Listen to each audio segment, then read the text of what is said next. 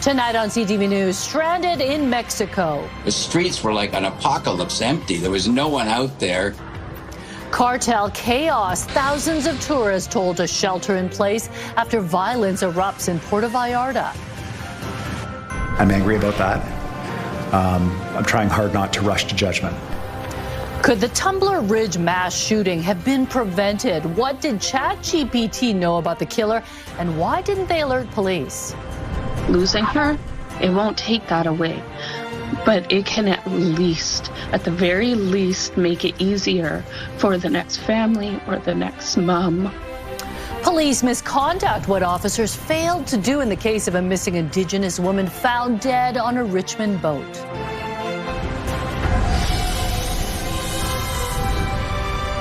This is CTV News with Mi Jung Lee. Popular Mexican tourist towns look eerily quiet now, more than a day after Puerto Vallarta was plunged into violence. Yesterday, the Mexican army killed a drug kingpin. The cartel responded by blocking roads, torching cars, forcing residents and tourists into a lockdown. Good evening. Thanks for joining us. It's a tense waiting game for thousands of Canadians stuck in Puerto Vallarta. Flights have been canceled and tourists have been told to shelter in place. While the situation appears calmer today, the big question is, when will it be safe to go outside? CTV Shannon Patterson spoke with several BC residents whose vacations suddenly took a frightening turn. This is not what Vancouverite Ryan Voutilainen expected to see on his last day vacationing in Puerto Vallarta. The streets were clear of people. There was nobody out there except for a rogue group of people on a motor and dirt bikes. At one point, I watched them actually push a car into an intersection and set it on fire, as well as a bus. Steve Elliott is an Elvis tribute artist from Chilliwack who's in Puerto Vallarta for performances this week. I looked out the window in the balcony and I saw black smoke and I thought, okay, somebody doesn't know how to barbecue properly, or it's a tire. And then within about 5 minutes, there was more of them, and then explosions, and oh my gosh, the panic that went on. After the Mexican government killed top cartel boss El Mencho on Sunday, there was widespread unrest through the Jalisco region of Mexico, which includes Puerto Vallarta, Mazatlan, and Guadalajara. We did do a food run yesterday, so we went to a local grocery store. It's called like an OXXO, which is like it's a chain here. It's like a 2-minute walk from here, and it was fully burnt down. I have friends that were in Langley and Vancouver that were actually halfway to Mexico, and all of a sudden this happens and the flights are turned right back around. So just chaotic. Canadian flights into and out of Puerto Vallarta were canceled again on Monday as the Mexican government tried to regain control. I am in contact with my Mexican counterpart, who expects the situation to normalize in the coming days.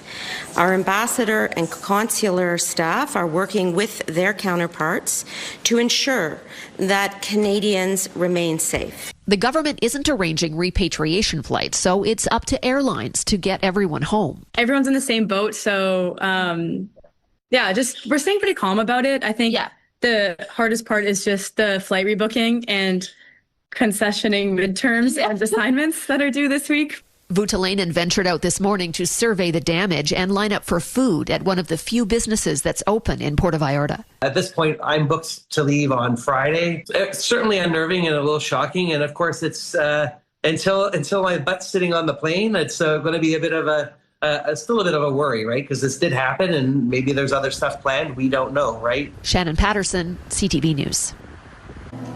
Now to CTV's Martin McMahon live at YVR, where some flights to Mexico are still a go, but all the canceled flights to and from Jalisco State have created plenty of uncertainty for travelers. Martin, what are the implications tonight?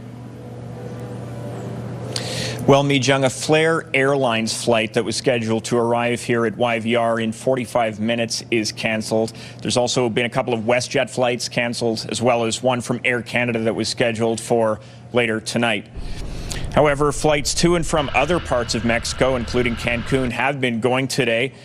But as we said, Puerto Vallarta still a no-go, although the Mexican government says that could change as soon as tomorrow. For travelers like this man scheduled to fly to Mexico tomorrow, the uncertainty is far from ideal. I have time tomorrow, 7 a.m.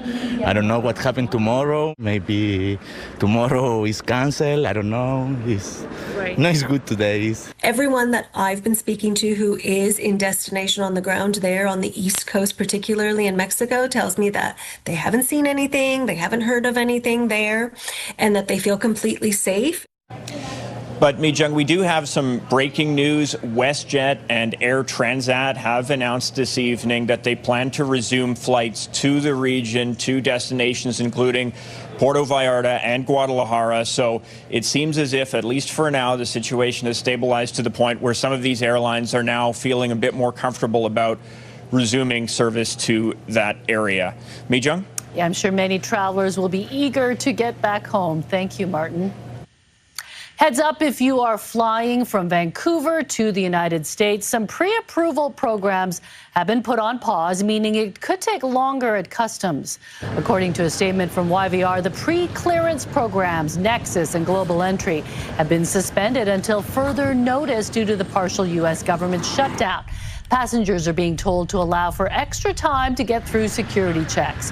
Both Nexus and Global Entry allow pre-approved low-risk travelers to cross the border faster.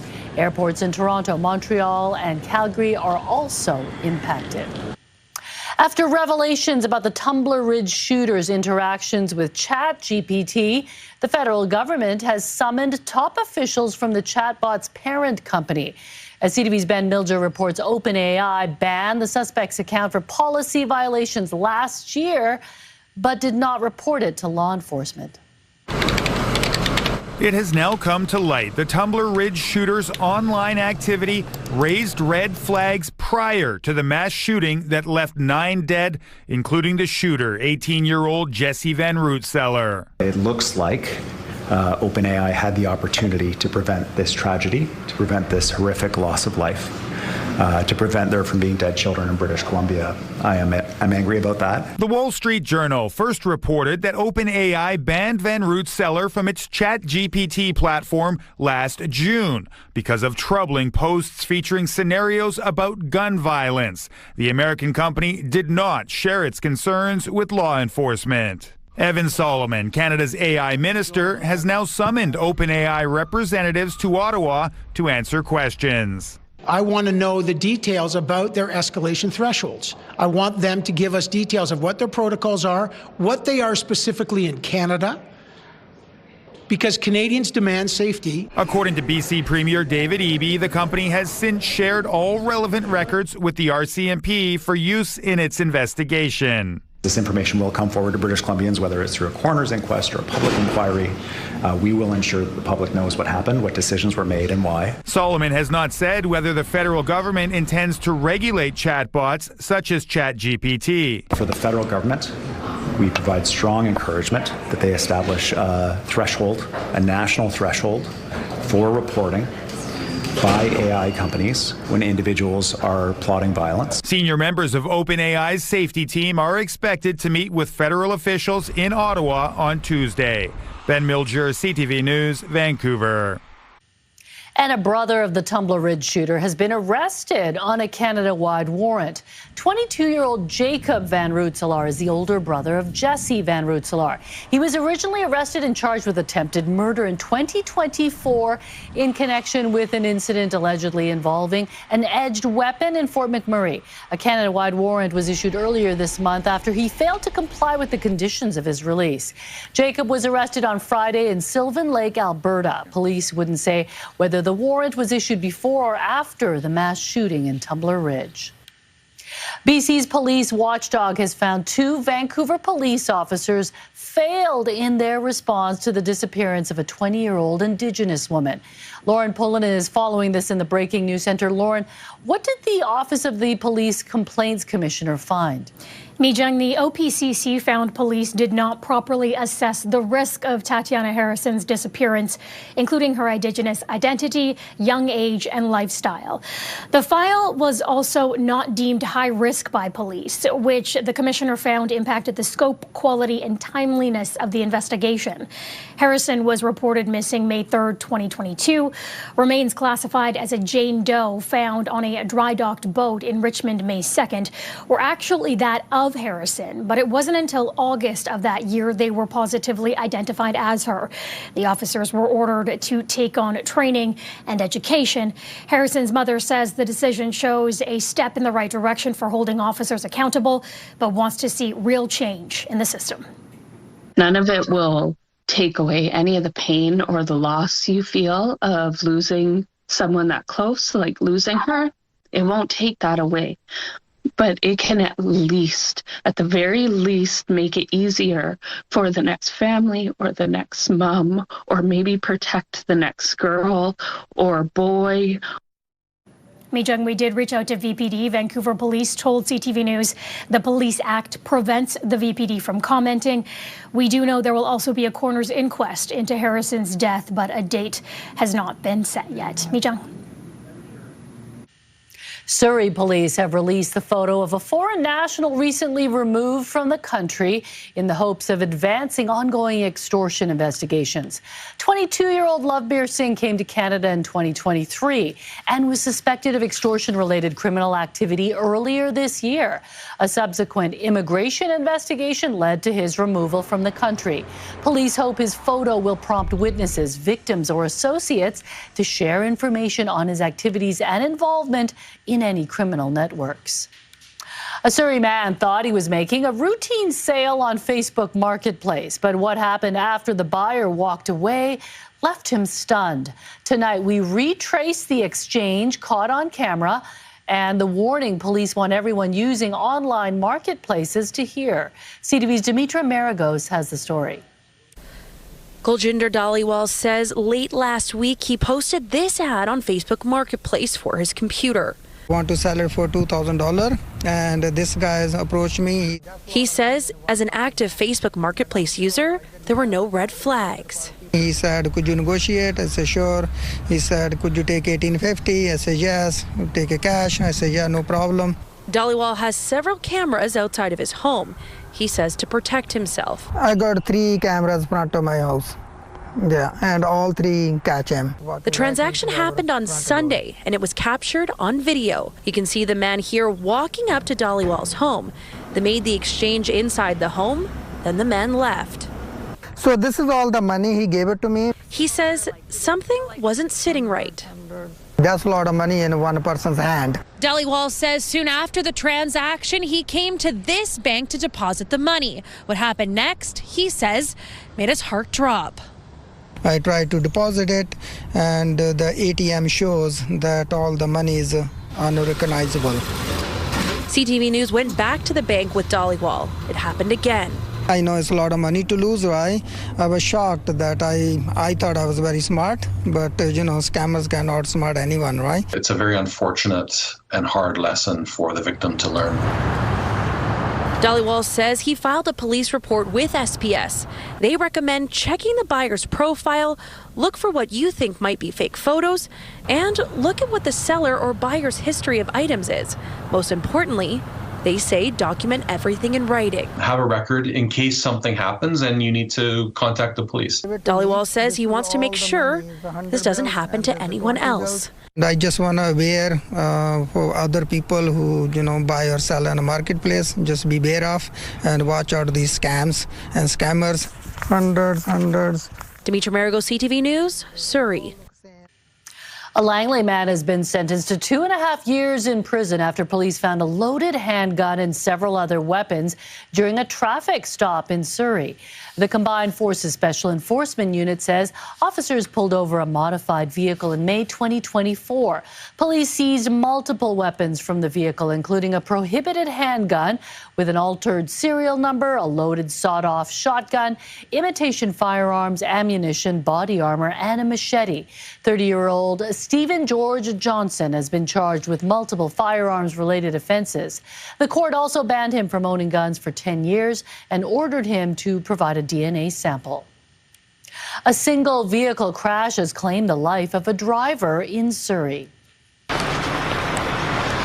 This was the scene near 168th Street, north of 40th Avenue last night. Police say a car rolled over into a water-filled ditch. The driver, a man in his 20s, was the only person inside the car. He was removed by fire crews and later died in hospital. The cause is under investigation. Witnesses are being asked to reach out to the Surrey Police Service. 2 people have died after their snowmobiles crashed through a frozen lake in BC's Chilcotin region. The RCMP underwater recovery team found the bodies in Charlotte Lake yesterday.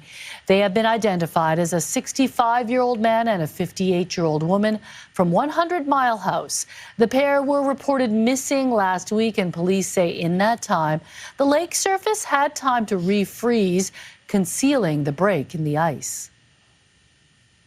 The trial of a man accused of crashing a tractor into a police car during a protest in 2023 was scheduled to start today, but has now been delayed. Parts of the stunning incident were caught on camera. But as CTV's Ben Nesbitt explains, the defendant told reporters today he's looking forward to his day in court. Malkiat Singh Shoker says he was looking forward to getting his trial underway, but he'll have to wait longer after his lawyer was unable to attend court for the opening day. The Chilliwack man was charged after crashing into a BC Highway Patrol car while driving his tractor. The incident captured on video by bystanders and shows the tractor toppling over. It happened on Highway 1 in Surrey in November of 2023. Shoker was leading a convoy protest against sexual orientation and gender identity resources in schools. Authorities say he hit a police car multiple times during the incident while they were trying to pull him over. He was seriously hurt in the crash, and a police officer suffered minor injuries. Shoker is charged with assaulting a peace officer with a weapon, fleeing from police, and dangerous operation of a conveyance. Monday, the defense filed an adjournment application, which the judge granted. Shoker's lawyer was dealing with an illness. He says he's looking forward to his day in court. Well, I wanted to get it over with, but you can only do what you can do, right? So you're saying you're not guilty is what That's you're saying? Right. How are you going to, you haven't entered pleas yet. How are you going to plead? Not guilty. Why is that? Well, my lawyer can explain that. That's about all I want to say. Crown and defense are now expected to meet with the judicial case manager Wednesday to figure out new dates for the trial that the prosecution says should just take a few days. Ben Nesbitt, CTV News, Surrey. It's time to look outside for a live shot of downtown Vancouver at 6:16, and we still see a bit of blue sky, which is nice to see. It was a gorgeous day. Yes, lots of blue skies and sunshine, unlike this weekend. Hope you were able to get outside and soak it in. Here's a look at temperatures across the lower mainland right now. We're dotted with 7s and 8s across the board, so still pretty mild, and that's what we can expect as we head into tomorrow. So mostly clear skies, dropping down to 1 overnight tonight, and then we'll do it all over again tomorrow. Sunny skies. We'll see temperatures reach 8 degrees with some patchy fog in the morning. CTV Weather brought to you by Expedia Cruises. Make the most of your next trip by booking with those who've been there. Visit expediacruises.ca. And it's looking pretty dry as we say goodbye to the month of February. I've got those details coming up. Great. Thanks a lot, Anne. Well, Donald Trump wraps up his tariffs after a U.S. Supreme Court decision struck down many of them. How the markets are reacting. Also ahead. People are angry on both sides of the issue.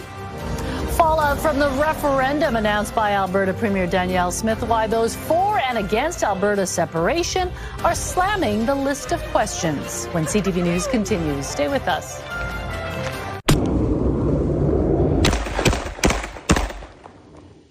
Police in Calgary are investigating 2 extortion-related shootings that happened in less than 24 hours, just a few blocks apart. In both cases, a series of shots were fired at a house. Police say they are aware of this video circulating on social media, which the poster claims is one of the shootings. No injuries were reported. Protesters took to the Alberta legislature over the weekend to demonstrate against what they call a provincial government that is pushing Alberta separation. But as CTV's Connor Hogg reports, people who want Alberta to leave Canada are also concerned with referendum plans. Despite frigid temperatures Saturday, hundreds took to the legislature steps to protest what they call a government pushing Alberta separation forward. Smith talks about a sovereign Alberta within a Canada, but, you know, she's waffling. We want our lives to stay the way they are. Our kids and our grandkids. Yeah. We're solid Canadian citizens. On Thursday, Premier Danielle Smith announced a list of questions her government will put to Albertans in a referendum on October 19th. She says it's possible more could be added to the list, referencing the citizen referendum questions about Alberta staying or leaving Canada, as well as coal mining in the Rocky Mountains. Nobody's congratulating her for, giving Albertans this wonderful opportunity to speak to all of these issues. People are angry on both sides of the issue. Stay Free Alberta is the group advocating for the province to separate from Canada. They say Smith is attempting to distract and diminish the group's work. They see their proposal as too important to be just one of a list. Our question has to be a standalone question.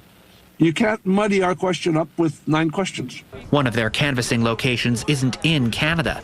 An event for Albertans vacationing in Arizona was held in the Grand Canyon State Saturday. Elections Alberta confirms this is allowed as long as it's Canadians who are both canvassing and signing. It shows that our canvassers are creative. They're having fun with this. That's what freedom's all about. Go ahead, but it's absolutely ludicrous. I just wish that there'd be more emphasis on the Forever Canada petition. The Forever Canadian petition, which was certified by Elections Alberta last year, wants the province to stay in Canada.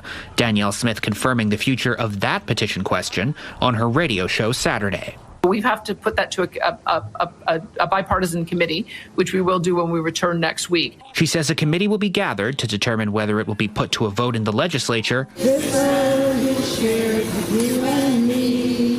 or added to the October referendum list. Connor Hogg, CTV News, Edmonton.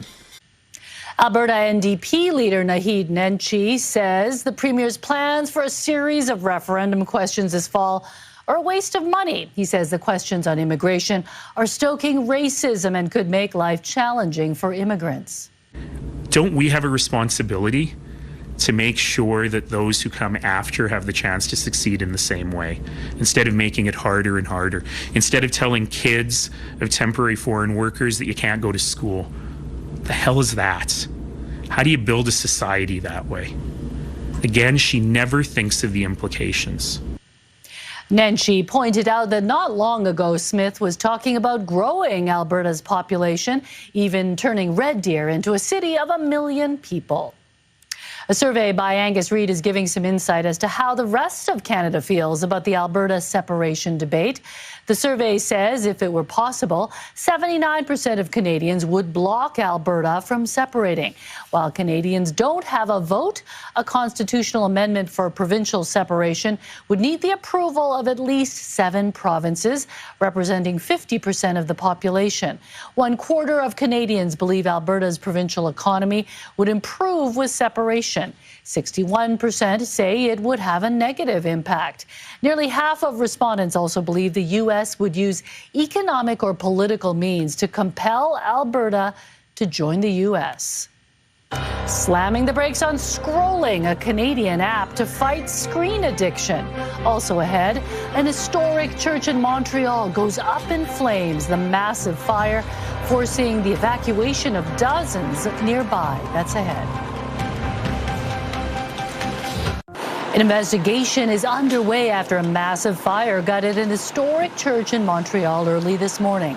The former St. Paul Church, which was built more than 100 years ago, was vacant at the time, but the flames were so intense that the nearby area was evacuated, including the church's former rectory, which is used as a seniors' home. 148 people affected by the fire are being cared for, including 73 from the seniors' residence. No injuries have been reported. The gold medal-winning U.S. women's hockey team has declined Donald Trump's invitation to the State of the Union. Both the men's and women's teams were formally invited to attend Trump's address tomorrow night. A spokesperson said the women's team is unable to attend due to scheduling conflicts. It's unclear if the men's team will attend the speech.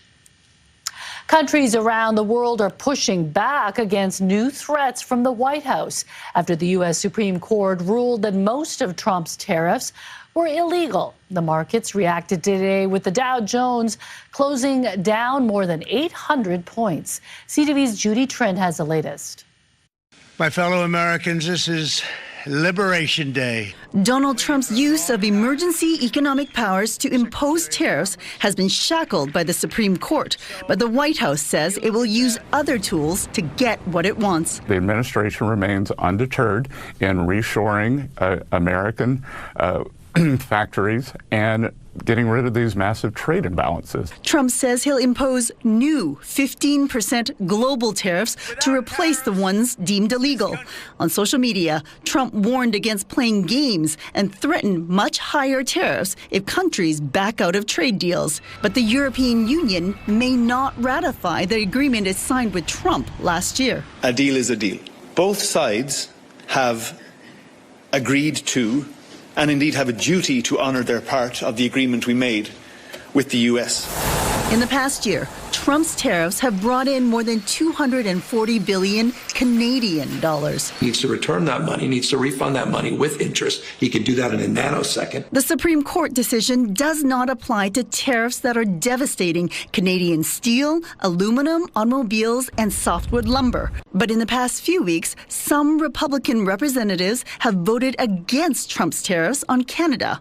Ontario's premier seized the moment to highlight the shifting support. We saw what happened in Congress. We saw what happened in the Supreme Court. The walls are closing in, I believe, on President Trump right now. Because of CUSMA, Canadian companies will mostly be exempt from Donald Trump's latest tariff threat. The Prime Minister has yet to comment on Trump's newest threats, but he is preparing for an overseas trip. He's headed to India, Japan, and Australia later this week to promote trade. Judy Trin, CTV News, Ottawa. Nick Reiner has pleaded not guilty to murder in the killing of his parents, Rob Reiner and Michelle Singer Reiner. In her plea of not guilty, denying any and all special allegations, enhancements, and priors? Yes, Your Honor. Reiner's attorney entered the not guilty plea to 2 counts of first-degree murder in a Los Angeles courtroom today. The acclaimed director and his wife of 36 years were found dead in their L.A. home on December 14th. Nick Reiner was arrested hours later and has been held without bail since then. Police have not said anything about possible motives. Another setback for NASA's moon mission and the Canadian astronaut waiting for takeoff. And meet the 2 newest residents of the Vancouver Aquarium. The story behind the sea lion's journey across the country. That's ahead. This highly anticipated moon mission has been delayed again, just days after they said they were ready to launch. The space agency says the Artemis 2 mission will be grounded until at least April. Last week, a crucial fuel test was completed successfully, setting up a March launch. However, the helium system malfunctioned, and now the rocket is headed back to the hangar for repairs. Once the mission is ready, Canadian Jeremy Hansen, along with 3 American astronauts, will embark on the journey around the moon designed to pave the way for a future moon landing. 2 California sea lions from Ontario have a new home on the West Coast. The 18-year-old females, Holly and Maui, have arrived at the Vancouver Aquarium after being transferred from Marineland in Niagara Falls, which closed in 2024. The aquarium says the sea lions are now acclimating in a separate pool in the BC Wild Coast Outdoor Gallery, while staff monitor their health and behavior. They'll be introduced later to Senior Cinco, the aquarium's resident male sea lion. once staff determine the timing is right. The aquarium says the focus is on supporting the animal's long-term health through individualized care and daily enrichment. It seems Holly and Maui have no problem catching the fish. They are well trained and well fed. Yes, they are very coordinated, and now they're on the West Coast again. Yeah. So it's a little warmer than Niagara Falls. Definitely. Well, welcome to them. All right, let's take a look at our forecast today. We saw above seasonal temperatures at 9.6 degrees, slightly higher than the monthly average, the seasonal average at 8.2. Warmer overnight as well, with a low of 4.1. And we're sitting at the 23rd of the month. 69 millimeters of rain has already fallen, with the seasonal average of 84.6 millimeters of rain. We are enjoying a ridge of high pressure right now that brought us blue skies and sunshine today, and will continue to do so as we head into tomorrow. Different story for the North Coast. You will see some light snow as we start off your early morning commute. About 5 centimeters of snow expected for Dease Lake. For the southern half of the province, you're looking at blue skies and sunshine once again, with clouds moving its way back in as we head into tomorrow night. So overnight tonight, we'll see clear conditions, 4 degrees at midnight, 3 to start off your early morning hours under sunny skies at 8 in the morning, and then we'll see blue skies and sunshine for noon and 3 o'clock with a high of 8 degrees, with clouds returning as we head into tomorrow night. This time around 6 o'clock, we'll see 6 degrees. So as mentioned, 5 centimeters of snow expected for Dease Lake tomorrow. Your provincial forecast at the bottom of your screen. Mix of sun and cloud for the North Island, for Port Hardy, Campbell River and Comox, with a high between 7 and 8 degrees. Lots of sunshine for the South Island from Tofino right down to Victoria. Temperatures between 9 and 10. Lots of sunshine for the Sunshine Coast with a high of 8. A touch warmer up the Sea to Sky Highway for Squamish at 9. Cooler in Whistler, 5 degrees. And for us across the Lower Mainland, we're looking at sunny skies once again, with temperatures between 8 degrees near the water, 10 degrees further inland. Clouding over on Wednesday with a high of 9, with a few showers on Thursday. They don't last very long. We'll see a mix of sun and cloud for Friday. Mostly sunny skies for Saturday and Sunday. As we say hello to March, we'll see 8 degrees. And then on Monday, it does cloud over. Starting off sunny, clouds through the afternoon hours with a high of 9. CTV weather brought to you by Expedia Cruises for air, land, and sea vacations. So just a blip on the radar with a few showers. Other than that, it's looking dry to finish off February. Yeah, the trend of a drier than average winter is continuing into February, isn't it? Into March, and it looks like March is starting off like a lamb. All right, we'll see what happens as the weeks continue. Then. All right, well, there are lots of cherry blossoms coming out, though. That's right, I've seen them. All right, thanks, Anne. With spring just around the corner, the city of Port Coquitlam is reminding residents to be bear aware and secure anything that could attract wildlife. Bear activity typically increases around this time of year as the animals come out of hibernation and are searching for food. The city is urging people to properly store garbage, food scraps, pet food, and to use wildlife-resistant cart locks where required. Failing to secure attractants could mean a $500 fine. Tired of mindlessly scrolling social media? Well, there's an app for that. How the Canadian app can fight screen addiction. Also ahead. I said, we've been scammed. I said, this is a scam. More people are telling CTV about how they were ripped off by people buying their used car, how they're tricking the owner to think the car has major problems. That's ahead. Time now for tonight's Skywatch. A stunning sunset behind some patchy clouds just south of the airport at Iona Beach in Richmond. CTV Skywatch is brought to you by Kermac Collision and Autoglass, the name you'll remember when it matters. Kermac cares for kids. Taking a look at today's markets, the Canadian dollar was flat compared with Friday. It traded for 73 cents to the American dollar. Oil down 17 cents, closing the day at $66.31. Gold was up nearly $145 on the day. The TSX and the Dow Jones finished the day lower, down 41 points at 821 points as investors weigh tariff uncertainty. Tax season is now officially underway. Today marks the first day to file 2025 income tax and benefit returns online. Most taxpayers have until April 30th, but the deadline for self-employed individuals for those with a self-employed spouse is June 15th. The Canada Revenue Agency says taxpayers should have an easier time this year after it rolled out a service improvement plan which included streamlining its websites and hiring more call center workers. The CRA was criticized last year for long wait times. Loblaw says it plans to spend $2.4 billion to expand and renovate its store network and supply chain capabilities this year. The retailer says it plans to open 70 new stores, including 34 new Shoppers Drug Marts and 31 No Frills and Maxi stores. The company will renovate 191 other stores. More people are speaking out after falling victim to a so-called dirty oil scam while trying to sell their vehicles. The scheme involves criminals spraying oil on an engine and up the tailpipe so it starts smoking and appears to have serious problems. Then they make a low-ball offer. CTV's Pat Foran reports. I feel violated. Mark Roffey and Carol Crawford were selling their Hyundai Santa Fe. Two people came at night to see the vehicle. While one man distracted Roffey, the other appeared to spray oil in the engine compartment and the tailpipe.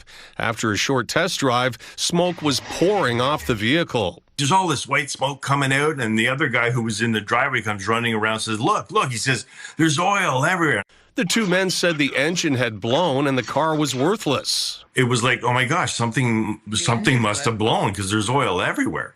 Roffey was asking $7,000 for the SUV, but was convinced to take $1,000 for it. Only after they checked their security video did they realize what happened. We saw everything. I said, we've been scammed. I said, this is a scam. Following our report, we heard from other viewers who were also victims of the dirty oil scam. This video shows a man appearing to put oil in the tailpipe of a Lexus for sale in Newmarket. When it started smoking, they offered the seller $8,000 less, which they refused. As soon as they came back, they popped the hood and started to show the seller that there was oil all over the engine compartment of the vehicle. The OPP charged 3 men in connection with the scam after they tried to purchase a car in Peterborough.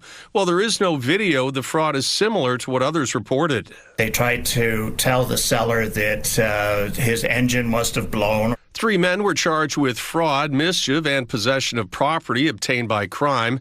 They are 31-year-old Maria Cirilla of Pickering, 26-year-old Constantin Tanase of Scarborough, and 22-year-old Michael Tanase of Ajax. The vehicle that they were driving was actually linked to another occurrence in another region for the same thing. If you're selling a car privately, don't do it at night. Have someone else with you, and don't leave the potential buyers alone with your vehicle. Pat Foran, CTV News. A Saskatchewan woman has developed an app to help people manage the amount of time they spend on their phones. The app, called Paste, is designed to fight screen addiction by interrupting your patterns. When users open a distracting app like Instagram or TikTok, it will block access for 30 minutes or until you walk a set number of steps. We went Google Play first, Android first, and then iOS is in the works now. So hopefully mid to end of this year, it'll be available on Apple too.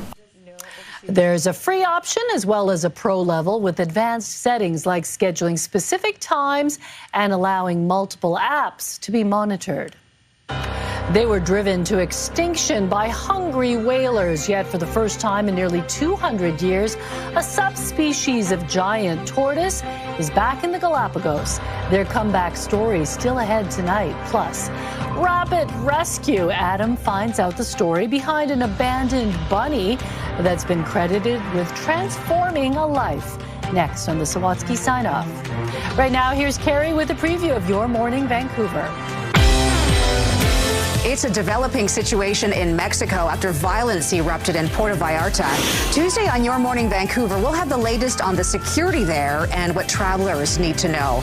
Also, it appears more and more British Columbians are worried they'll get duped by AI. What we're learning about the threat of the technology and more on the popularity of prediction markets in the U.S. and why Canadians are urged to take a cautious approach. We'll see you in the morning.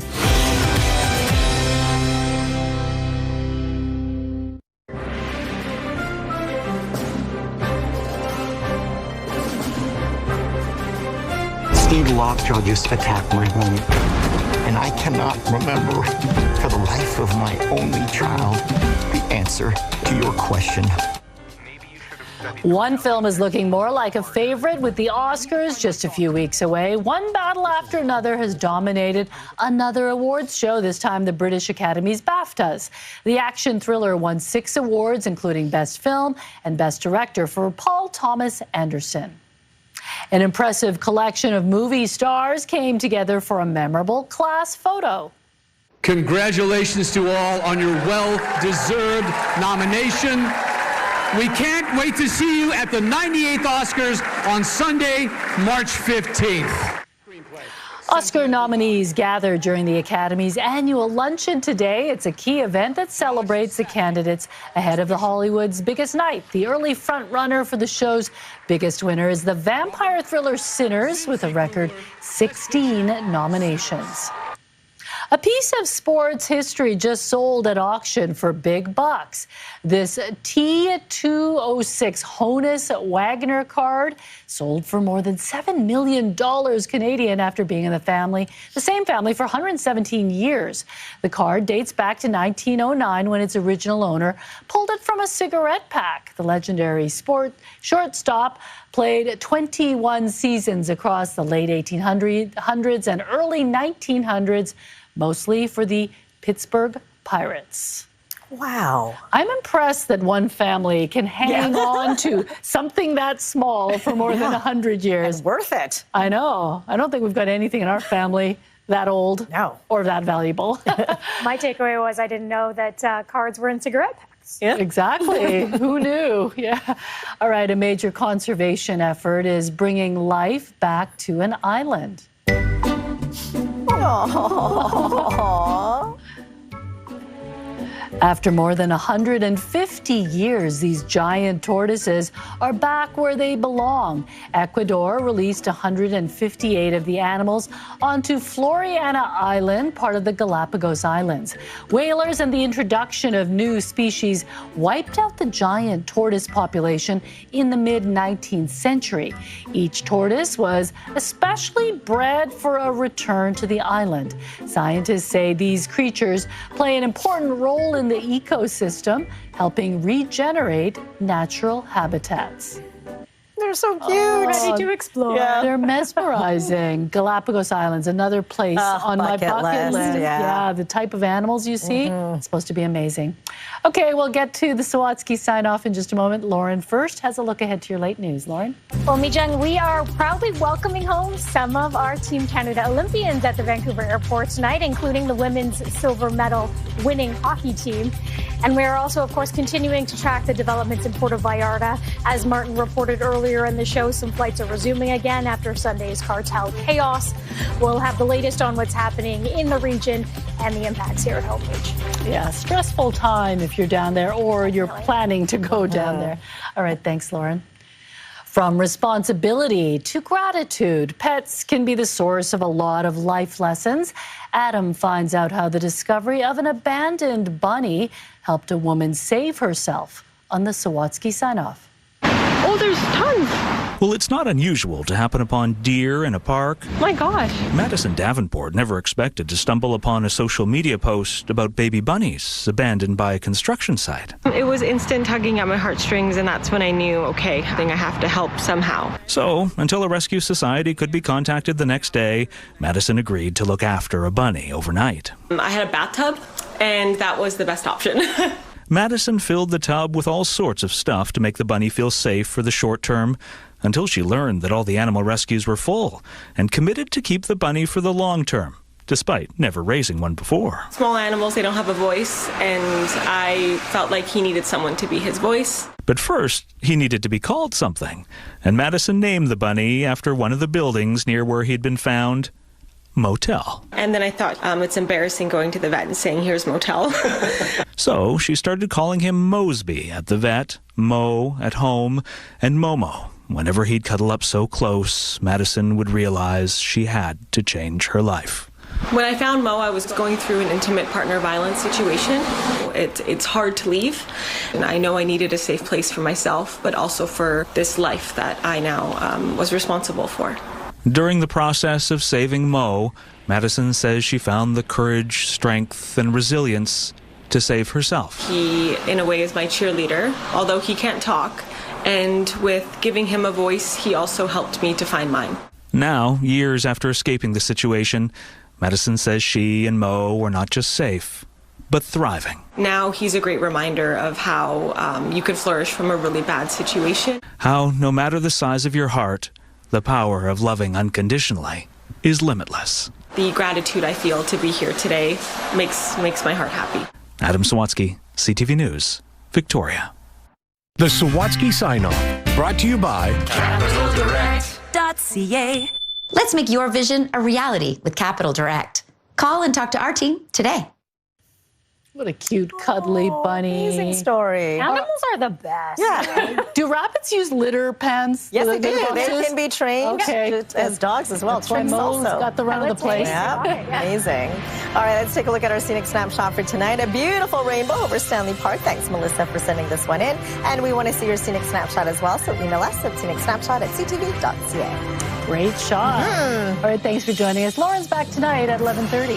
Good night.